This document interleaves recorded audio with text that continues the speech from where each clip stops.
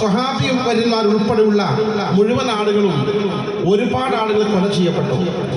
ആ ഒരു സാഹചര്യത്തിൽ അവസാന ഘട്ടത്തിൽ ഒരു വിഭാഗം മുസ്ഹഫുകൾ കുന്തത്തിൽ കുത്തി ഉയർത്തി കാണിച്ച് ഈ മുസ്ഹഫുകളെ ഖുർആൻ നമുക്ക് മധ്യസ്ഥ സമിതിയാക്കാം, മധ്യസ്ഥത്തിന് സ്വീകരിക്കാം, ഖുർആൻ പറയുന്നതനുസരിച്ച് പ്രശ്നം തീർക്കാമെന്ന് പറയുകയും മറുവിഭാഗം അംഗീകരിക്കുകയും തുടർന്ന് രണ്ട് ഭാഗത്തു നിന്നും ചർച്ചകൾക്ക് വേണ്ടി ഖുർആന്റെ അടിസ്ഥാനത്തിൽ ചർച്ച ചെയ്ത് പ്രശ്നം പരിഹരിക്കാൻ വേണ്ടി സമിതി അംഗങ്ങൾ തീരുമാനിക്കുകയും ചെയ്തു.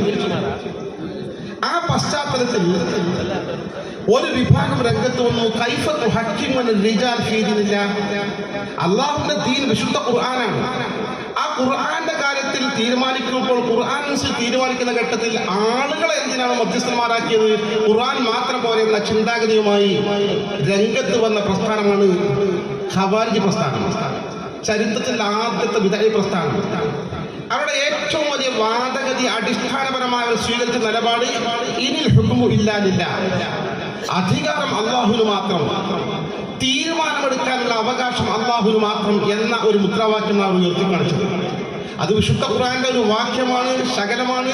അത് വളച്ചൊടിച്ചുകൊണ്ട് തീരുമാനമെടുക്കാൻ മനുഷ്യർക്ക് അവകാശമില്ല, അല്ലാഹുവിന് മാത്രം, അതുകൊണ്ട് ഈ മധ്യസ്ഥ സമിതിയെ അംഗീകരിക്കില്ലെന്ന് പറഞ്ഞുകൊണ്ട് പ്രത്യക്ഷപ്പെട്ട സ്വഹാബത്തിന്റെ കാലഘട്ടത്തിൽ പ്രത്യക്ഷപ്പെട്ട ആദ്യത്തെ ബിദ്അഈ പ്രസ്ഥാനമാണ് ഖവാരിജ് പ്രസ്ഥാനം.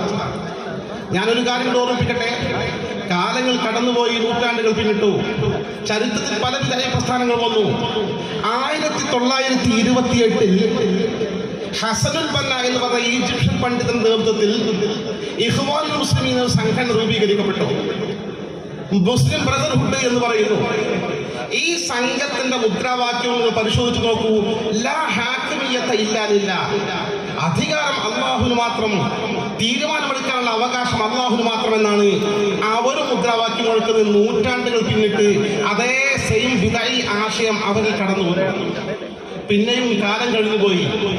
1941 ജമാഅത്തെ ഇസ്ലാമിക്ക് അബുൽ അഅ്ല മൗദൂദി സാഹിബ് നേതൃത്വം നൽകി രൂപീകരിച്ചു.